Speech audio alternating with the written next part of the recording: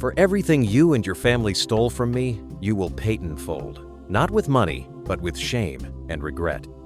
Before we dive into the story, please subscribe, like, and comment the city where you are watching from. Lucas, a billionaire CEO who owned one of the largest multi-billion-dollar companies in the country. But behind the polished suits and glass boardrooms was a man drowning quietly in pain. At home, his wife Lisa had become a thorn in his flesh. They had been married for 8 years, but not once in those years did Lucas feel truly loved. Lisa hadn't married him for who he was. She married him for what he had. In public, they were the perfect power couple. In private, they were strangers under the same roof. 2 years into the marriage, they discovered they couldn't have children. They tried everything: doctors, therapy, prayer, but nothing worked. And instead of drawing them closer, the childlessness pushed them even further apart. One morning, Lucas sat Lisa down. "I think we should see a specialist," he said gently. "Someone who can really help us." Lisa didn't even look up from her phone. "We've done enough," she replied coldly. "But Lisa, there are new treatments, new hope. Don't you want to—" "I said we've done enough," she snapped. Lucas felt something inside him break. Again. For years, Lisa had been rude, dismissive, and uninterested in building anything real with him. Every effort he made to fix their marriage was met with indifference or scorn. Their home no longer felt like a sanctuary, it felt like a war zone, a cold, silent battlefield. Without another word, Lucas stormed out of the room, his heart pounded with frustration. Minutes later, he was dressed in his suit, stepping into the back seat of his luxury car. His driver glanced at him through the mirror, sensing something was wrong but said nothing. At the office, Lucas buried himself in work as usual. Numbers, deadlines, meetings, anything to distract him from the emptiness waiting for him at home. Later that morning, his colleague Patrick stopped by. "Hey Lucas, I'm throwing a small birthday party tonight. Nothing fancy, just drinks, music, and a few laughs. You should come." Normally, Lucas would have politely declined, but tonight, the last thing he wanted was to sit in silence next to a woman who didn't want him. He smiled faintly. "Sure, Patrick, I'll be there." They shook hands. Then Lucas turned back to his laptop, his face calm but his mind far from it. He had no idea that tonight, his life would change forever. That evening, Lucas drove home from the office, dressed in his dark blue sleek suit. He looked every bit the part of the wealthy, powerful CEO he was. His black leather shoes clicked sharply against the pavement as he made his way to his car, glancing at his phone, trying to ignore the nagging emptiness inside him. But tonight, his frustrations seemed to drown in a bottle. He arrived at Patrick's birthday party, where only a few friends and colleagues had gathered. Drinks flowed freely, and the music played loud enough to drown out all thoughts of his broken home. Laughter filled the air, mingling with the clinking of glasses. The weekend had come, and for once, Lucas was free of the weight of his responsibilities. The night went on shots, laughter, and dancing. The alcohol seemed to blur the lines of reality, and by the time the party began to wind down, Lucas felt his head spinning. He could barely stand, but somehow, he knew he couldn't go back homenot to that silent, cold mansion. He left the party and stumbled into the street, leaving his car behind. The rain was coming down heavily now, cold and unrelenting, soaking through his clothes. He didn't care. It was already past midnight, and he was lost in the loneliness of his own life.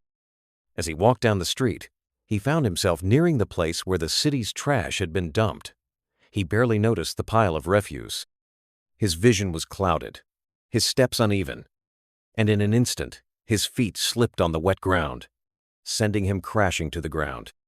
He lay there in the cold rain, soaking wet, his body limp and motionless. The street was desolate, not a soul in sight. And then, as the clock ticked closer to dawn, something stirred in the shadows. Matilda. She was a trash picker. For years, the streets had been her home, her reality. She had no choice. Orphaned by a car accident that stole both her parents, her wicked uncle had claimed every last bit of their wealth and kicked her to the curb. No money, no family. Just the cold, empty streets. until she found a group of homeless children who survived by picking trash. It was here, in the discarded remnants of other people's lives, that she made her home. That morning, as she walked down the street, looking for recyclables, she stopped short when she saw the figure lying beside the trash heap. A young man, handsome, despite the filth and the rain. He was motionless, his body sprawled in an unnatural way. Matilda paused, her heart racing. Her first instinct was to ignore him. After all, she had her own survival to worry about. But something inside her, a whisper, a nagging voice, told her to help him. Against her better judgment, she approached him. His skin was cold to the touch, and his pulse was faint, but there was still life in him. She couldn't leave him like this. With all her strength, she pulled him up and laid him onto her truck. His weight was heavy, but she managed. The streets were empty, and the rain kept falling harder, making her struggle more difficult. But she didn't stop. She couldn't. Matilda's tiny hut was no more than a makeshift shelter, nothing more than a small, cramped space made of old clothes and zinc roofing. But it was hers. It was home. She laid Lucas down on the floor, her mind racing. What was she supposed to do? She wasn't a nurse. She had no medical knowledge. But as if the answer came to her in a flash of clarity, she ran to the nearest pharmacy. She found a nurse inside and poured out her story, explaining how she found him lying in the rain, unable to do anything herself. The nurse didn't hesitate. Without a word, she followed Matilda to the hut, carrying her medical bag. She checked Lucas's vitals, worked quickly, and soon, after what seemed like an eternity, Lucas took a shallow breath. His chest rose and fell with life again. Matilda stood by, watching in awe as the nurse revived him. "Thank you," Matilda whispered, handing the nurse the few bills she had in her pocket. The nurse nodded and left without a word, disappearing back into the rain. Matilda sat down beside Lucas, her heart pounding. What had she done? She had saved him. But who was he? And why had she risked everything to help him? Lucas slowly opened his eyes, wincing at the pounding headache that throbbed through his skull. His hand instinctively went to his forehead as he struggled to sit up. The unfamiliar surroundings confused him: bare walls, makeshift blankets, the faint smell of rust and rain. Then he saw her. Matilda. She crouched beside him, her expression a mix of concern and relief. "You're awake," she said softly. Lucas blinked. "Where am I?" "You passed out by the trash last night. I found you this morning," she said. "It was raining, and you looked like you were dead. I couldn't just leave you there." Lucas listened, stunned, as Matilda explained how she dragged him from the side of the road, took him in, and got help from a kind nurse. His heart sank. No one had done something this selfless for him in years. "Thank you," he murmured, his voice low but sincere. He stood up slowly, unsteady on his feet. His suit was dirty, his shoes still damp. He patted his pockets, trying to find something to offer her in return. Nothing, just his car key. He frowned in embarrassment. I wanted to give you something to say thank you," he said, avoiding her eyes. "But I must have left my wallet in my car." "That's okay," Matilda said gently, smiling. "I didn't do it for money." Lucas looked at her differently now. "I left my car at a friend's place. I really need to go clean up and get it," he said. "But give me your number so I can reach you later." Matilda's smile faded. "I don't have a phone." Lucas paused. In his world, everyone had a phone. He'd never even met someone who didn't own one. He nodded solemnly. "All right. Then I'll come back. I promise." And with that, he turned and left, disappearing into the streets that now shimmered beneath the fading light of morning. Back at home, another storm was brewing. Lisa furious, arms folded, pacing had spent the entire night crafting her anger like a weapon. The moment Lucas stepped through the door, damp and tired, she unleashed. "Where were you, Lucas?" she shouted. "Out cheating again? Lying to my face like always? You didn't come home." Lucas didn't speak. He didn't flinch. He simply walked past her, the echo of Matilda's kindness still warming the cold parts of his heart. Lisa followed him, still ranting, cursing, accusing. But Lucas had learned something new that morning. Silence was louder than anger. He took a hot shower, dressed again, and headed out to retrieve his Kari's mind, already drifting back to the stranger who had saved him. 1 month passed. Lucas never went back. He meant taboo between board meetings, investor dinners, and Lisa's constant negativity. Matilda had slipped from his memory like a whisper. Until one evening, driving through that same area after a long day at work, something tugged at his soul. A strange feeling, a quiet nudge from within. You made a promise. He turned the wheel sharply and took the long route home. The closer he got, the heavier the air seemed to grow. The street was quiet again. And then, there curled up against the wall of that tiny hut was Matilda. She was lying on the cold ground, asleep without a blanket or bed, her arms tucked beneath her thin frame to shield herself from the chill. Lucas parked his car, stepped out, and walked slowly toward her. He knelt beside her. "Matilda, it's me," he said gently. "The man you picked up by the trash a few weeks ago." She stirred slowly, blinking as if waking from a long, cold dream. When her eyes met his, they widened with surprise and joy. "You came back," she whispered. He smiled. "I promised, didn't I?"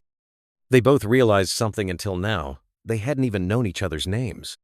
"I'm Lucas," he said, offering his hand. "I'm Matilda," she replied, taking it. "Come," he said. "Let's sit in the car. I owe you a real conversation." Lucas and Matilda sat quietly in the warm car, the streetlights casting soft golden reflections on the windshield. Outside, the wind whistled gently, but inside the vehicle, there was a strange calm, like the world had finally paused for a moment of truth. Lucas looked at the young woman sitting beside him. She was dressed in old, worn-out clothes, her hair loosely tied, her hands rough from years of struggle. But her eyesure eyes carried a depth he couldn't explain. He turned slightly to face her and asked, "Matilda, why are you here all by yourself? What happened to your family?" Matilda looked down for a moment. Her chest rose and fell with a deep breath. Then, slowly, tears welled up in her eyes. She opened her mouth to speak, but no words came out. Lucas gently reached into his suit pocket and pulled out a clean white handkerchief. Without saying a word, he leaned forward and wiped the tears from her cheeks. It was a small act, but in that moment, it meant the world. "I'm sorry," Matilda whispered, trying to hold herself together. "It's just, no one ever asked me that before." "Take your time," Lucas said softly. "I'm here." Matilda nodded and began to speak. "My parents died when I was just a child," she said. "It was a car accident. We were on our way to visit my grandmother when a truck lost control and hit our car. I was the only one who survived." Lucas's face tightened. He didn't expect that. "After the funeral, my Uncle Me father's younger brother took everything. The house, the money, the land, everything my parents worked for. He threw me out like I was nothing." Lucas shook his head in disbelief. "I lived on the streets for months," she continued, her voice trembling. "I was scared, hungry, and alone. Until one day, I met a group of kids who picked trash to survive. They let me stay with them. That's how I started this life." Her story hit Lucas hard. He'd always believed he had Problem's wife, his cold home, the pressure of his business, but compared to Matilda, he had lived in comfort and privilege. "And through all that," Lucas said, "you still found the strength to help a complete stranger?" Matilda wiped her face with the handkerchief he had given her. "How could I not help? You were lying there in the rain like trash." "And I knew how that felt." Lucas's heart ached. He wanted to do something to make her smile again. Reaching behind his seat, he grabbed a small black nylon bag he had bought earlier that day. He had originally planned to give it to one of his junior staff members, but now it felt like it was always meant for Matilda. "Here," he said, handing her the bag. "I got this for you." Matilda looked at it, confused. "For me?" "Go ahead. Open it." With shaky fingers, she untied the bag. Inside was a brand new mobile phone and a prepaid SIM card. The moment she saw it, Her eyes widened. "You got me a gift?" she whispered, almost not believing it. Lucas smiled. "Yes."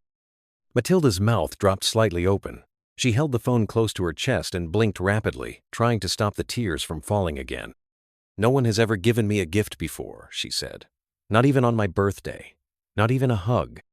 And before Lucas could say another word, she leaned over and hugged him tightly. "Thank you," she said, her voice muffled by his coat. "God bless you. You'll never know how much this means to me." Lucas slowly wrapped his arms around her, holding her gently. The hug wasn't romantic. It wasn't awkward. It was pure. It was human. As she pulled away, Lucas stared at her with new eyes. In his heart, he thought, just a phone, and she's this grateful? Lisa didn't even say thank you when I bought her a car for her birthday. At that moment, something shifted inside him. Something quiet, but powerful. He drew a little closer to Matilda, not in romance, but in respect, in understanding, in connection. The next morning, Lucas couldn't get Matilda out of his mind.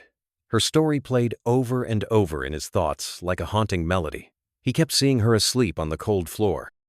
He kept remembering her smile when she opened the gift. He knew he had to do more. After leaving the office, he made a call. "Hello, David," Lucas said to one of his trusted house agents. "I need you to do something for me." "Of course, sir. What's the instruction?" "There's a duplex in the neighboring town, the one near that old filling station. I want it fully furnished. Simple, clean, and warm. Nothing extravagant." "Yes, sir. When do you need it ready?" "By this weekend. I'll be coming over to inspect it." "No problem, sir.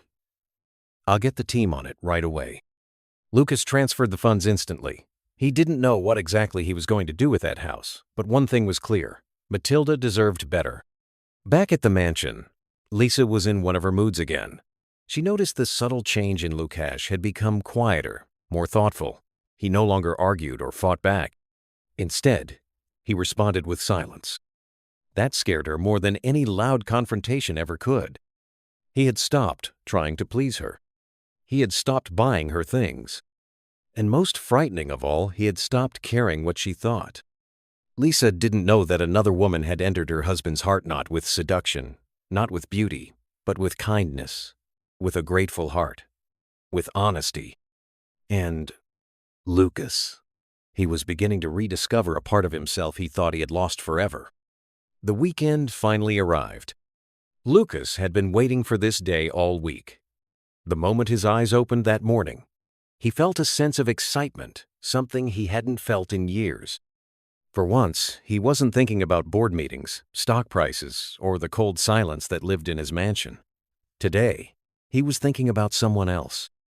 Someone who reminded him what gratitude felt like. Matilda. He got up early, took a quick shower, dressed in casual but neat clothes, and headed out.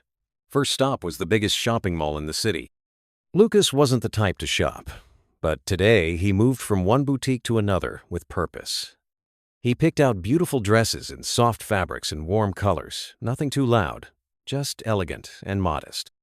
Then came shoes, bags, perfume, and even a few expensive human hair wigs. He made sure to buy underclothes, toiletries, body lotion, and even simple makeup. He didn't stop there. At the supermarket, he filled 2 carts with everything from rice, pasta, milk, and fruit juice, to snacks, tinned food, and basic kitchenware. He added a warm blanket, fresh towels, and a pink bathrobe. To the cashier, he looked like a man shopping for his bride. But in truth, he was preparing a new life for someone who had once picked him off the street like a forgotten piece of trash. He loaded everything into the back of his SUV, took a deep breath, and drove straight to Matilda's hut. The road was bumpy, and the neighborhood hadn't changed dusty, rough, forgotten by time. But as Lucas's shiny black car rolled through the narrow street, heads turned, children paused from playing. Adults looked twice. When he pulled up in front of Matilda's place, she was outside bending over her tiny metal pot, stirring something over a weak charcoal flame. Her kitchen was nothing more than a few bricks holding the pot in place, and some old wood she'd gathered to serve as fuel. She turned suddenly and froze. It was him. She quickly dropped the spoon and wiped her hands on her skirt, then ran out, heart pounding with both joy and surprise. She hadn't expected him. He hadn't called or said a word. But somehow, seeing his car again filled her with a strange peace. Lucas stepped out of the vehicle with a soft smile. "Good morning, Matilda," he said warmly. "Good morning, Lucas," she replied, beaming. "You didn't tell me you were coming." Lucas chuckled. "I wanted it to be a surprise." In her heart, Matilda assumed it was just a friendly visit. Maybe he came to say thank you again. Maybe he just wanted to check on her. She had no idea her life was about to change forever. Lucas walked toward her little cooking area and peered into the pot. "What are you cooking?" he asked, his voice playful. Matilda grew shy instantly. "Oh, just something small. Nothing special. I'm just managing what I have." Lucas noticed the embarrassment on her face and decided to change the subject quickly. "Well, pack it up. You're coming with me. I need your help checking something out." Matilda blinked. "Me?" "Yes, you," he said, laughing. "Come on." She looked around, confused. Was he serious? Was he talking to someone behind her? But no, there was no one else. With hesitant steps, she got into the car. The drive was quiet at first. Matilda glanced at him from time to time, trying to understand what was going on. She didn't ask questions. She was used to being silent around important people. Lucas, on the other hand, was excited but nervous. He hoped she would accept the gift. He hoped she wouldn't feel overwhelmed. About 30 minutes later, they drove into a clean, gated community just outside the city. Green trees lined the streets. Children rode bicycles along the sidewalks. The air was fresh, and the houses stood proudly like paintings. Matilda looked around in amazement. "This place is beautiful," she whispered. "I thought so too," Lucas replied, parking in front of a cream-colored duplex with black railings and a tiny garden in front. When they stepped out, Matilda's eyes grew wide. "Lucas, what are we here to check on?" she asked, still unsure. Lucas smiled but didn't answer. Instead, he began unloading the bags from the back seat. Matilda stood still, staring at the mansion, then looking down at her worn-out skirt and rubber slippers. She touched Lucas gently on the arm and whispered, "Please, I can't go in there dressed like this. What if someone sees me? I don't want to be laughed at." Lucas paused, turned to her, and spoke gently. "There's no one here but us, Matilda. You're safe. Come in, don't worry." Matilda hesitated but finally nodded. As she walked through the front door, her mouth dropped open. The house was fully furnished: new leather sofas, soft curtains, a shiny dining table, and framed art on the walls. The air smelled of fresh paint and lemon-scented cleaner. Then she saw the kitchen. It had a large fridge, a microwave, a cook-of-everything.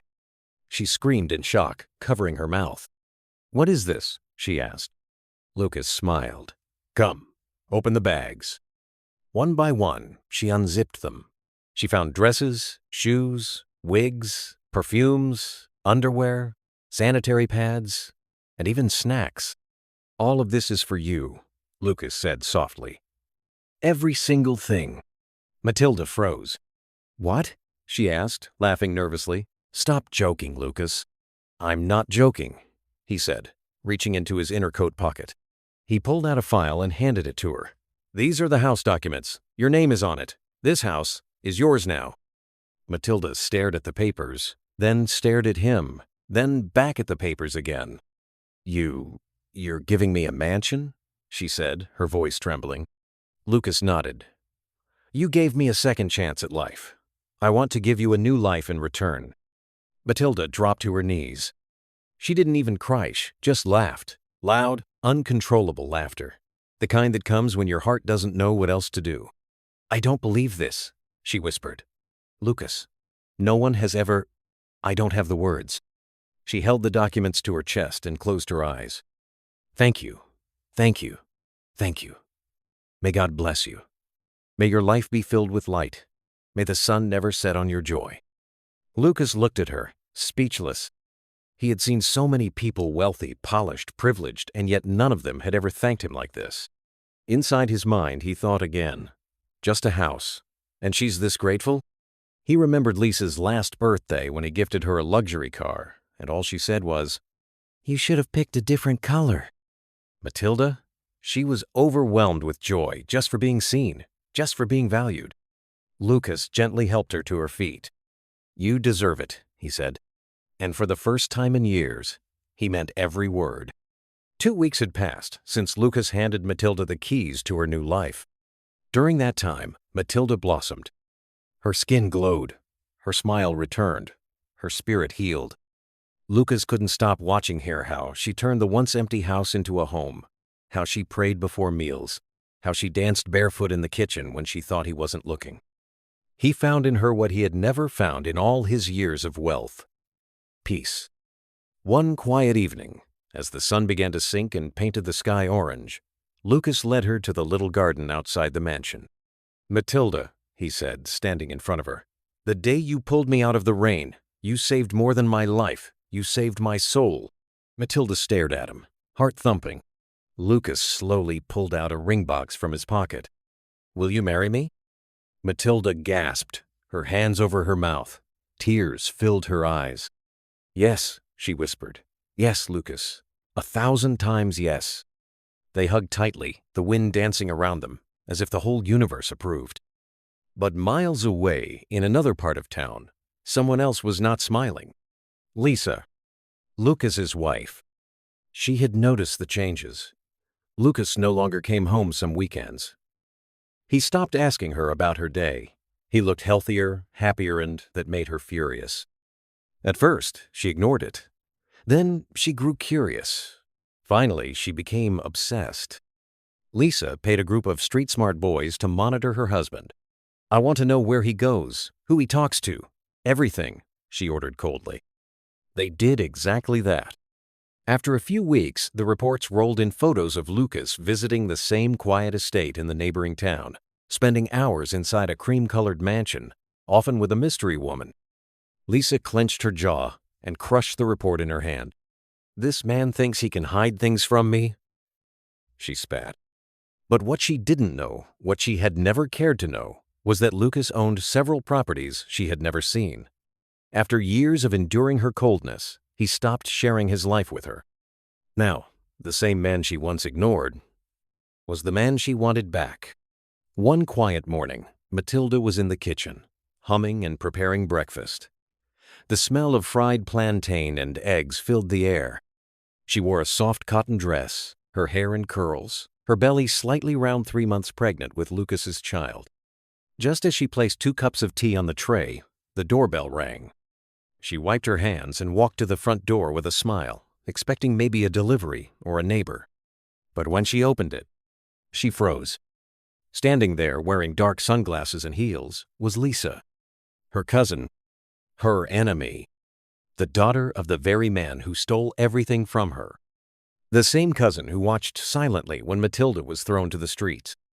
Their eyes locked. Lisa's mouth fell open as she saw the familiar face and the baby bump. "You," Lisa hissed. Matilda stepped back, confused, heart racing. Before Matilda could speak, Lisa raised her hand to slap her. But then, "Don't you dare!" Lucas shouted from behind. He stormed to the door, catching Lisa's arm mid-air. His voice was firm, dangerous. "You've done enough damage already. If you touch her, I swear." Lisa's hand dropped. Lucas moved protectively in front of Matilda.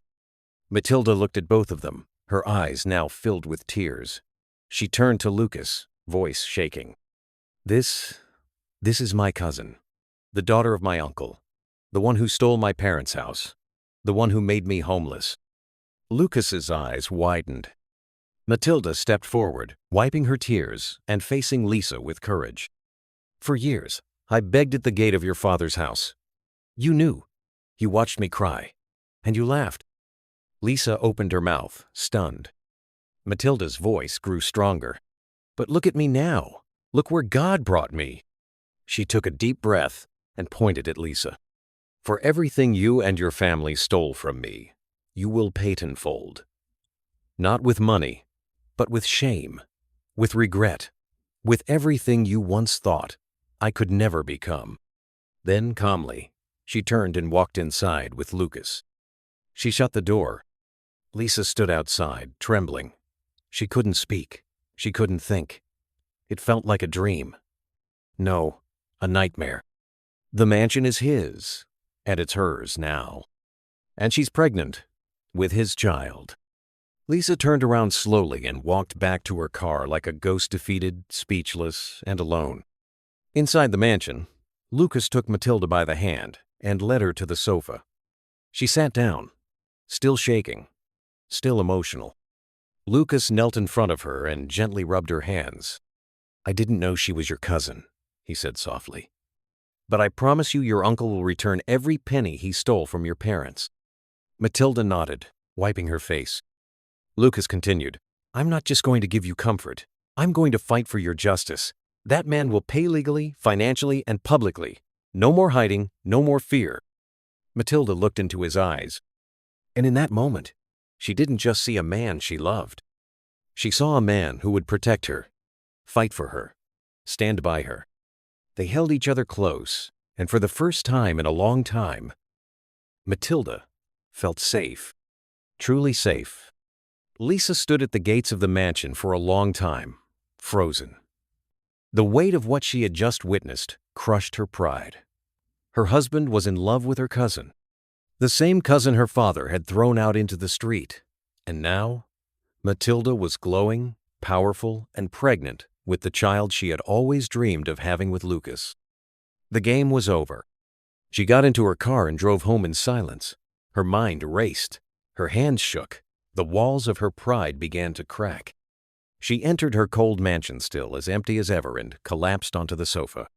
With trembling fingers, she picked up her phone and called her father. "Dad," her voice cracked, "you won't believe what just happened."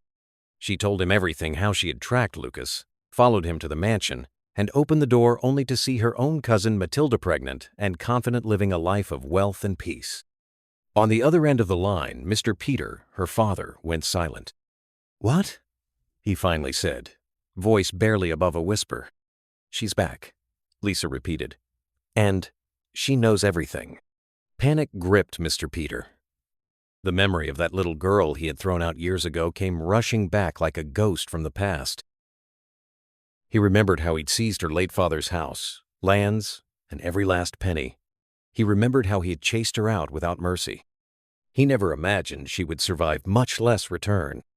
But she had. And now she was coming for what was hers. A full year passed. During that time, Matilda gave birth to a beautiful baby girl with Lucas by her side. Their home was filled with laughter, warmth, and purpose. Lucas became a new man, happier, freer, and more grounded. He finally knew what it felt like to be truly loved. But back at his old mansion, Lisa remained bitter and alone. She tried to win him back through phone calls, letters, and social media posts. But Lucas had made up his mind. One sunny morning, she opened her door and found an envelope addressed to her. Inside, divorce papers. Tears welled in her eyes. The man she had never truly loved, the man she had mocked and ignored, was now slipping through her fingers for good. And she knew she deserved it. That same week, Matilda stood in front of her mirror, adjusting her earrings and brushing her hair. Today was not just another day. It was the day she had waited for all her life. Justice Day. Lucas stepped into the room, dressed smartly in a fitted black shirt and trousers. He smiled at her through the mirror. "Are you ready?" Matilda nodded. "Let's go take back what was stolen." They both entered the SUV Matilda, cradling their daughter in the back seat, and drove off toward her uncle's house. Mr. Peter was seated in his compound, sipping tea and reading the newspaper when he saw a black SUV drive up his long driveway. He squinted, curious. Visitors? As the car slowed to a stop, something inside him shifted. In the street, she looked like a queen. Behind her, Lucas stepped out, carrying their baby in one arm. Mr. Peter's cup fell from his hand.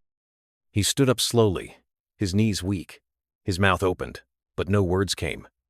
His tongue felt heavy. His chest tightened. Matilda walked straight up to him. "Hello, Uncle," she said flatly. It's been a long time. He stammered, "Matilda, please." "I'm not here for pleasantries," she interrupted. "I'm here to reclaim everything you stole from my parents." Mr. Peters' face dropped. "You took their house. You took their land. You left a child to sleep on the street. You let your daughter laugh while I begged for food. You thought I would die in the gutter." She paused and looked him square in the eye. "I survived, and now I'm back." Tears began to fall from his eyes. "I'm giving you 2 weeks," she continued. 2 weeks to vacate this property and prepare the documents to return every land you took. If not, I'll come back with court orders and you'll leave in disgrace."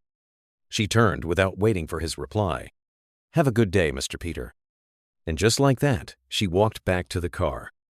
Lucas helped her in, and they drove off. Mr. Peters sank to his knees in the sand, trembling. For the first time in his life, he was speechless. Word spread fast. Lisa heard from her father about the visit. Now her marriage was gone. Her cousin had become a millionaire's wife. And her father, once proud and arrogant, was about to lose the very house he stole. Karma had arrived.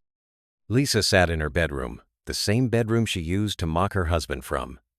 She scrolled through photos of Matilda on social media, smiling, glowing, holding her baby girl beside Lucas. She had no one to blame but herself. Months later, Matilda officially reclaimed her family's properties. With Lucas's help, she reopened her late father's farm, restored the lands, and even built a children's shelter in the community. She had turned her pain into purpose. Meanwhile, Lisa, now humbled and desperate, walked up to Lucas's office building one morning. She waited for hours, then begged for just 5 minutes. Lucas agreed. She walked into his office and knelt. "I know I don't deserve your forgiveness," she said, weeping, "but I'm begging. I lost everything. Please give me another chance." Lucas stood quietly. "I forgive you, Lisa," he said calmly. Her eyes lit up. "But I'm still moving forward with the divorce." Lisa froze. Tears streamed down her face again, this time with finality. Lucas stepped past her. "Some wounds must heal, but not all broken things need to be restored. Goodbye, Lisa." Outside the mansion, Matilda stood in the garden, watching their daughter chase butterflies. Lucas walked up behind her and wrapped his arms around her waist. "She has your fire," he whispered. "She has your heart," Matilda replied, smiling. Together, they stood watching the future unfold. No longer victims of the past, but builders of something beautiful. And just like that, a girl once thrown into the street had become the queen of everything stolen from her. End of story. Please subscribe, like, share, and comment if you find the story interesting